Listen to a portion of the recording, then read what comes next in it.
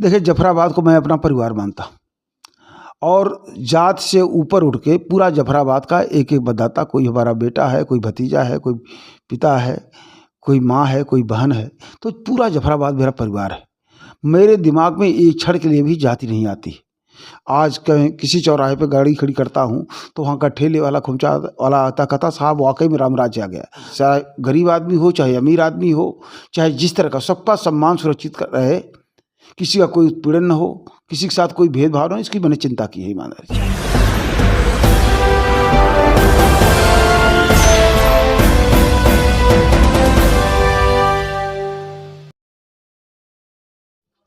नमस्कार दोस्तों, विधानसभा चुनाव 2022 के चुनावी चकल्लस में आज हम माननीय विधायक के साथ रूबरू होने जा रहे हैं। वो हैं जौनपुर जनपद के 371 जफराबाद विधानसभा के सीटिंग विधायक हरेंद्र प्रताप सिंह। डॉक्टर हरेंद्र प्रताप सिंह किसी परिचय के मोहताज नहीं हैं, जिन्होंने भाजपा जैसी राष्ट्रीय पार्टी में काफ़ी लंबे समय से अपना संघर्ष जारी रखा था। ऐसे पेशे से डॉक्टर हरेंद्र प्रताप सिंह ने समाज सेवा और राजनीति दोनों क्षेत्रों में उत्कृष्ट योगदान दिया था। इसी का कारण था कि जफराबाद जैसी संघर्षशील विधानसभा में 2017 का चुनाव इन्होंने काफ़ी अंतर से जीत लिया था और यहाँ समाजवादी पार्टी के सचिंद्रनाथ त्रिपाठी को इन्होंने पराजित किया था। आज हम अपने चैनल के माध्यम से आपका इस्तकबाल करते हुए स्वागत करेंगे और जानना चाहेंगे कि डबल इंजन की इस सरकार में इन्होंने जफराबाद का कितना विकास किया था। तो डॉक्टर हरेंद्र प्रताप सिंह जी, मैं रियल व्यू न्यूज़ में आपका स्वागत करता हूं। सर्वप्रथम तो मैं आप लोगों का, आपके व्यूवर्स का मैं बहुत बहुत अभिनंदन करता हूं, स्वागत करता हूं। जी धन्यवाद। और विषय आपने शुरू किया तो कहीं न कहीं जो विषय है, छात्र जीवन से ही थोड़ी पढ़ाई लिखाई के साथ मैं अच्छा छात्र रहा। CPMT में मेरी रैंक आई और किंग जॉर्ज जैसे मेडिकल प्रतिष्ठित मेडिकल कॉलेज से मैंने MBBS किया, DCS किया और चिकित्सक के नाते भी काम किया। सार्वजनिक जीवन में मेरी बहुत अभिरुचि थी, चूँकि एक पारिवारिक पृष्ठभूमि थी। बाबा जी लंबे समय तक सार्वजनिक जीवन में रहे, स्वर्गीय रामधार सिंह जी, जिनके नाम पे ये शिक्षण संस्थान है। तो पूरी संवेदनशीलता से और तत्कालिक राजनीति के जो पुरोधा हुआ करते थे जनपद के राजनीति के, उन लोगों के आदर्शों पे चल के सार्वजनिक जीवन में एक बेहतर काम करने का प्रयास किया। भारतीय जनता पार्टी से जुड़ा रहा, पार्टी का आशीर्वाद रहा, नेतृत्व का आशीर्वाद रहा कि 2012 में मुझे प्रत्याशी बनाया, 2017 में और पुनः 2022 में पार्टी का आशीर्वाद मिला है, मुझे प्रत्याशी के रूप में जफराबाद में भेजा गया है। इन 5 वर्षों की बात करें तो 2017 से लेके 22 तक पूरी संवेदनशीलता से, जितनी मेरी क्षमता थी, जितनी मेरी प्रतिभा थी, जितनी समझ थी, जफराबाद के लिए, विकास के लिए काम, परिवारों से जुड़ के रहने का काम। और मुझे लगता है कि 12-11 को परिणाम आए थे। 12-13 तारीख से सुचारू रूप से, नियमित रूप से कार्यालय में बैठना, जन समस्याओं को सुनना, उनका समाधान करना और जो अपने परिवार में जो सुख दुख था, लगातार 5 साल क्षेत्र में उपलब्ध रहा हूँ, अपने परिवारों में रहा हूँ और जफराबाद पूरा मेरा समग्र रूप से परिवार है। और विकास के कार्यों की चर्चा करें तो ढेर सारे काम हुए। अगर एक क्षेत्र की मैं चर्चा करूं तो बहुत समय लगेगा। कुछ महत्वपूर्ण कामों की चर्चा करूं हर क्षेत्र में जो काम हुए हैं। बाकी मैंने एक पुस्तिका बनवाई है जिसको पूरा कंपाइल्ड है, जिसमें कि जो डेवलपमेंट के वर्क हुए हैं, एक एक चीज़ का हिसाब है उसमें।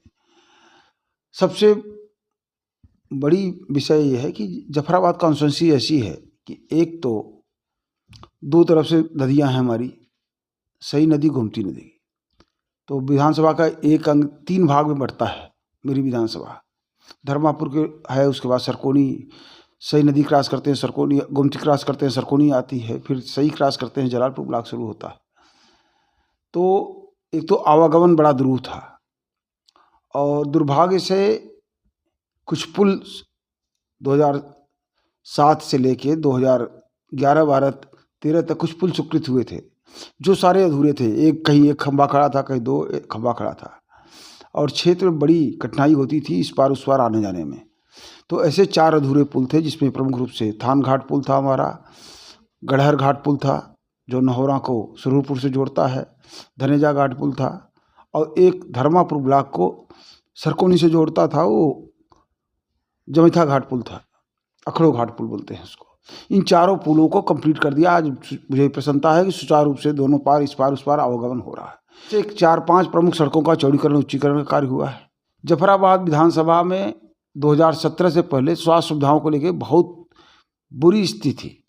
हमारे 2 बिल्डिंगें खड़ी थी 10 साल से। एक हौज में ट्रामा सेंटर था जो रोड साइड बना हुआ था, वहाँ जंगल झाड़ी थी, कोई गंदगी थी, कोई चिकित्सक नहीं था, कोई सुविधा नहीं थे, इवन दरवाजे खिड़कियाँ भी गायब हो गई थी।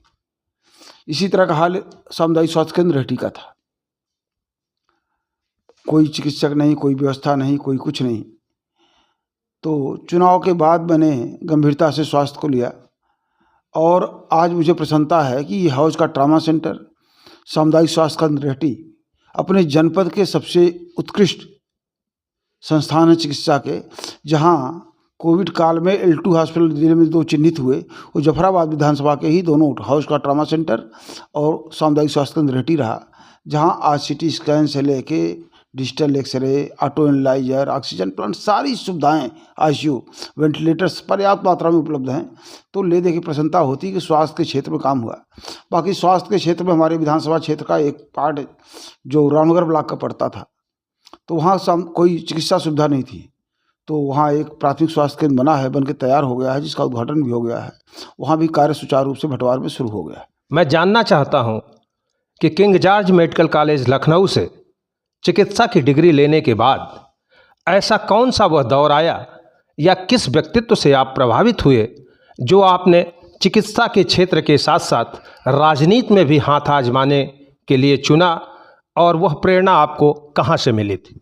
जैसा मैंने बताया, छात्र जीवन से ही मेरी रुचि रही है सार्वजनिक जीवन में।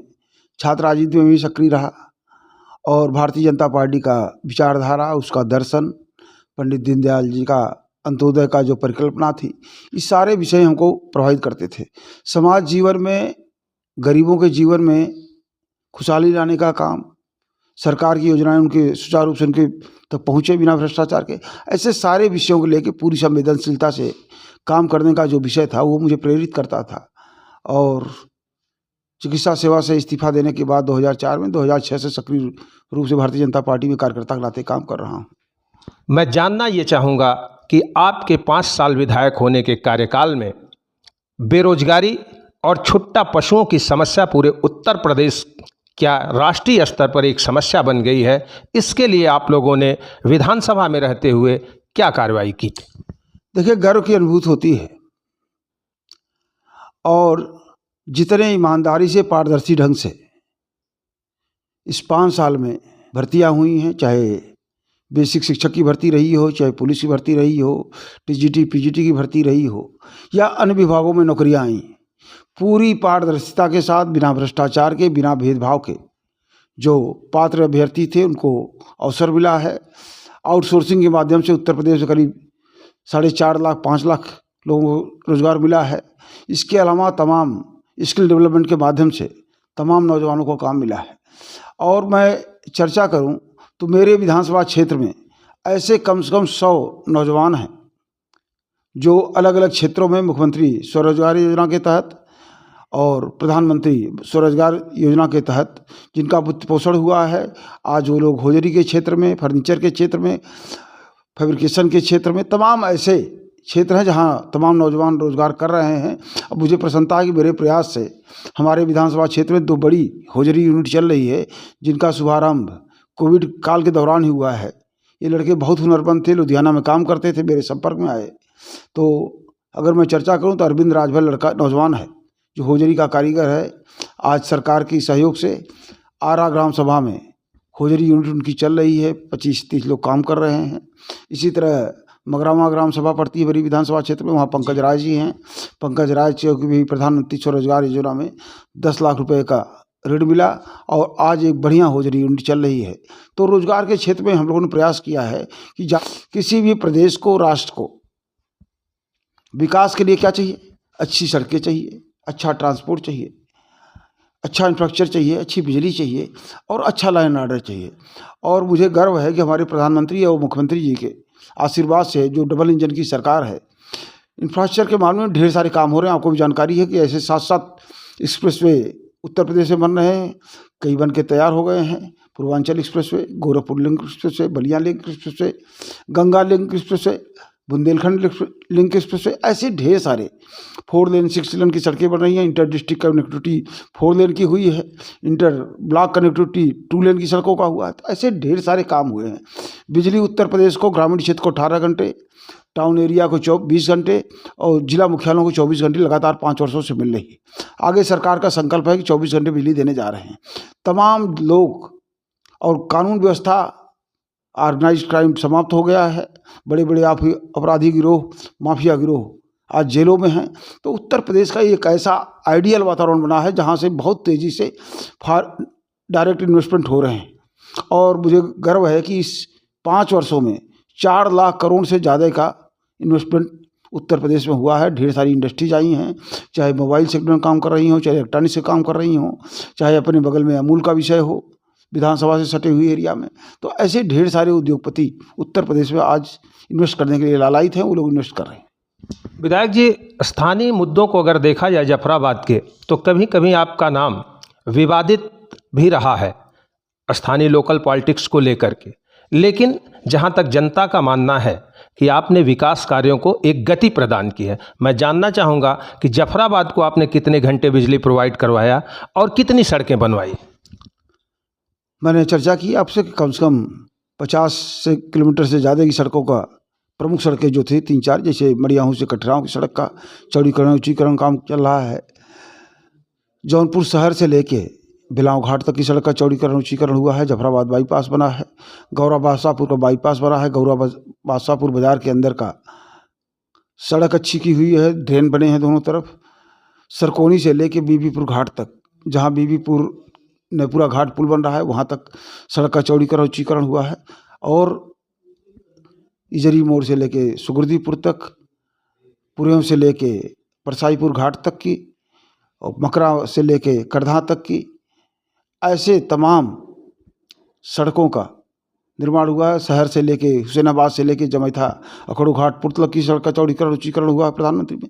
तो ऐसे 20 सड़कों का, बड़ी सड़कों का चौड़ीकरण ऊंचीकरण हुए, चौड़ी करी गई हैं। बाकी ग्रामीण क्षेत्र में अगर मैं बात करूं तो संपर्क मार्गों की संख्या बहुत ज़्यादा है। एक एक सड़क पर चर्चा करना बहुत समय लगेगा और मुझे लगता है कि बहुत राउंड फिगर में बताएं। ऐसी कम से कम सैकड़ों सड़कें हैं जो गांव की 1 किलोमीटर, 2 किलोमीटर, 4 किलोमीटर की सड़कें जिनका निर्माण कार्य किया गया है। आवागमन आप इस विधानसभा में चल भी रहे होंगे। इक्का दुक्का सड़कों को छोड़ दिया जाए तो बहुत तेज़ी से सड़कों का विकास कार्य हुआ है। विधायक जी, मैं आपसे जानना चाहता हूं कि आपकी कद्दावरता का आलम यह है कि आप भारत के गृह मंत्री अमित शाह जी एवं राजनाथ जी से डायरेक्ट लिंकअप में रहे हैं। क्या ये दोबारा आपको जो नेतृत्व करने का ये टिकट जो आप पाए हैं, दोबारा नुमाइंदगी करने का, इसमें क्या इन राजनेताओं का कोई हाथ है या आपके विकास का योगदान है? मुझे इस पार्टी में कार्यकर्ता होने का मुझे गर्व है कि मैं शायद ही मैं कभी टिकट के लिए मैं किसी बड़े नेता के यहाँ नहीं जाता हूँ। हमारा नेतृत्व है, मैं उनका सम्मान करता हूँ, उनका आदर करता हूँ, उनके आदर्शों पे बताए हुए रास्ते पे चलने का प्रयास करता हूँ। अपनी विधानसभा क्षेत्र में मैं ईमानदारी से काम करता हूँ। गरीब के चेहरे पे मुस्कान आए, खुशहाली आए, इसके लिए मैं दिन रात प्रयास करता हूँ। किसी गरीब को आतंकित न किया जाए, उत्पीड़न न किया जाए, इसकी मैं चिंता करता हूँ। अदरवाइज टिकट तो पार्टी नेतृत्व का आशीर्वाद है और पार्टी ने समझती है। और चाहे जो भी, पार्टी ने एक बार मेरी धर्मपत्नी को 2007 में चुनाव लड़ाया, 2012 में मैं प्रत्याशी रहा, 17 में रहा, पार्टी ने पुनः मुझे प्रत्याशी बनाया है। मैं हर चुनाव को पार्टी के, जहाँ पार्टी चुनाव लड़ती है, चाहे पंचायतों के चुनाव हों, जिला पंचायत के, चाहे लोकसभा के चुनाव हों, चाहे विधानसभा के चुनाव हों, हर चुनाव को अपना चुनाव मान के मैं अपने विधानसभा क्षेत्र में लड़ता हूँ। जहाँ पार्टी लगाती है वहाँ लड़ता हूँ। अन्य प्रदेशों में पार्टी ने जहाँ उपयोग समझा मुझे भेजा गया, मैंने ईमानदारी से काम किया है। तो मैं सिर्फ कार्यकर्ता के नाते काम करता हूँ। टिकट का निर्णय करना कि कौन कहाँ से चुनाव लड़ेगा, क्यों लड़ेगा, ये निर्णय पार्टी नेतृत्व का है, वो करते। जफराबाद विधानसभा की जो सीट है, इस पर 70,000 क्षत्रिय मतदाता हैं, 65,000 दलित, 30,000 ब्राह्मण और उतनी ही संख्या में यादव, 26,000 मुस्लिम, इतनी मतदाताओं की संख्या वाला ये जफराबाद विधानसभा, जहां कार्यकर्ताओं के मान सम्मान की रक्षा कर पाना किसी विधायक के लिए एक चुनौती होता है। और आपके बारे में ये प्रसिद्ध है कि आपने इस चुनौती को 2007 से स्वीकार किया और लगातार पार्टी ने आप पर विश्वास जताया। क्या अपने कार्यकर्ताओं के लिए आप कोई संदेश देना चाहेंगे? देखिए, अगर सही आकलन करना है तो हर छोटी मोटी बाज़ार पे चले जाइए, चौराहों पे, जो वहाँ का छोटा व्यवसायी है, ठेले वाला, खोमचे वाला, गुमटी वाला, आम व्यवसायी जो है, वो इतना प्रसन्न है, इतना खुश है सरकार की वजह से। हमारे जो मुख्यमंत्री जी का विज़न है कि अपराध मुक्त उत्तर प्रदेश हो, हमने भी उसमें बहुत सक्रियता से काम किया। जहाँ छोटे मोटे अपराध होते थे, जहाँ दबंगई होती थी, जहाँ उनका शोषण होता था, उत्पीड़न होता था, पूरी तरह से नियंत्रण करने का काम किया है। आज कहीं किसी चौराहे पे गाड़ी खड़ी करता हूँ तो वहाँ का ठेले वाला, खुमचा वाला आता, कहता साहब वाकई में राम राज्य आ गया। ऐसा एक विज़न है और मेरा ये मानना है कि देश बहुत आगे बढ़ चुका है। हर व्यक्ति अपना कमा रहा है, अच्छे से पहन रहा है, खा रहा है, परिवार रहने के लिए आवास भी है। मान सम्मान एक ऐसा विषय है जो कहीं न कहीं उसको एड्रेस नहीं किया गया था। मैंने पूरी ईमानदारी से, पूरी सक्रियता से एक एक व्यक्ति का, चाहे गरीब आदमी हो, चाहे अमीर आदमी हो, चाहे जिस तरह का, सबका सम्मान सुरक्षित कर रहे, किसी का कोई उत्पीड़न न हो, किसी के साथ कोई भेदभाव न हो, इसकी मैंने चिंता की है ईमानदारी से। विपक्ष का जो आरोप है वो ये है कि आप जातिवादी मानसिकता से सिक्त होते हुए ज़्यादातर सवर्ण लोगों की मदद करते हैं। देखिए, जफराबाद को मैं अपना परिवार मानता हूँ और जात से ऊपर उठ के पूरा जफराबाद का एक एक मतदाता, कोई हमारा बेटा है, कोई भतीजा है, कोई पिता है, कोई माँ है, कोई बहन है, तो पूरा जफराबाद मेरा परिवार है। मेरे दिमाग में एक क्षण के लिए भी जाति नहीं आती। मैंने अधिकतर जो कानूनी ढंग से जो कार्रवाइयाँ हुई हैं, दबंगों पे हुई हैं, बिना भेदभाव के हुई। जो अपराध करते थे, गरीबों का उत्पीड़न करते थे, दबंगई करते थे, गुंडई करते थे, उसमें कहीं कोई भी भेद नहीं है।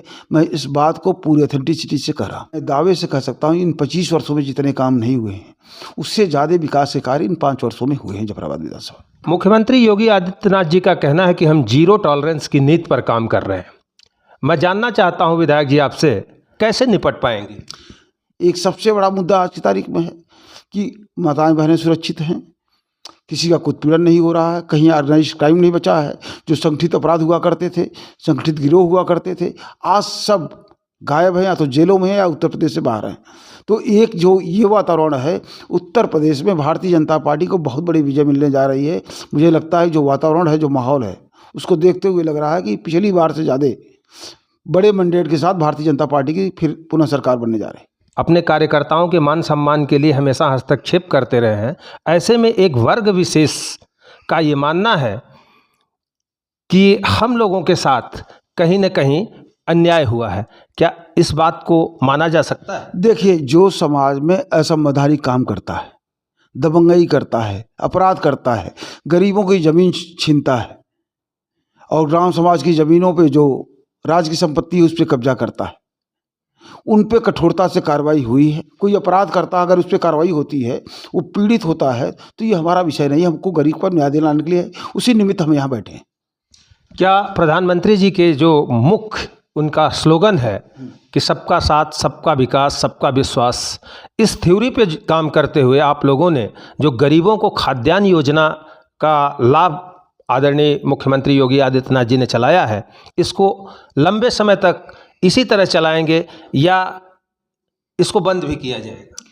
देखिए, एक ही योजना नहीं है, ढेर सारी योजनाएं। अगर मैं चर्चा करूं तो गरीब परिवारों को गैस कनेक्शन उपलब्ध कराने का विषय हो, गरीबों को 5 लाख रुपए का आयुष्मान भारत में स्वास्थ्य बीमा देने का विषय हो, हर किसान को 6,000 रुपये प्रति वर्ष किसान सम्मान निधि देने का विषय हो, तमाम गरीब परिवारों को, जो पात्र हमारे निराश्रित माताएं बहनें हैं, उनको पेंशन देने का विषय हो, वृद्धा पेंशन देने का विषय हो, गरीबों को राशन उपलब्ध कराने का विषय हो, गरीबों को आवास देने का विषय हो, उनको शौचालय देने का विषय हो, बहुत पारदर्शी ढंग से, जहाँ कम वहाँ हम के हिसाब से काम हुए हैं। कोई भेदभाव नहीं हुआ है। हमारे विधानसभा क्षेत्र में 2 टाउन एरिया पड़ती हैं, आप वहाँ जाके देख लीजिए। गौराबाद शाहपुर टाउन एरिया है, जफराबाद टाउन एरिया है। दोनों टाउन एरिया में हज़ारों की संख्या में आवास बने हैं बिना भेदभाव के, चाहे अल्पसंख्यक हो, चाहे दलित हो, चाहे अगड़ा हो, चाहे पिछड़ा हो, जो पात्र है उसको योजनाओं का लाभ मिल रहा। जफराबाद विधानसभा के वर्तमान विधायक और 2022 विधानसभा में अपनी दावेदारी को लेकर जनता के बीच में बने रहने वाले ऐसे विधायक डॉक्टर हरेंद्र प्रताप सिंह से अभी आपका बेबाक इंटरव्यू चल रहा था। इसके साथ जो मैंने इनसे बातचीत की उससे ये पता चला कि सबका साथ सबका विकास और सबके विश्वास के साथ ये काम करते हुए उत्तर प्रदेश सरकार और इनके प्रतिनिधि जनता के लिए दिन रात एक किए हुए हैं। जहां ये प्रधानमंत्री मुख्यमंत्री जी के डबल इंजन की सरकार के विकास कार्यों के बल पर हजारों किलोमीटर रोड और पिच रोड, उच्चीकरण, हाईवे बनवाकर जनता के हितों की रक्षा करते हुए उनके विकास और जीरो टॉलरेंस की नीति पर, अपराधीकरण पर नकेल के बल पर और जनता में अपने मतदाताओं के सम्मान के लिए दोबारा मैदान में आए हुए विधायक जी का आपने बातचीत सुनी।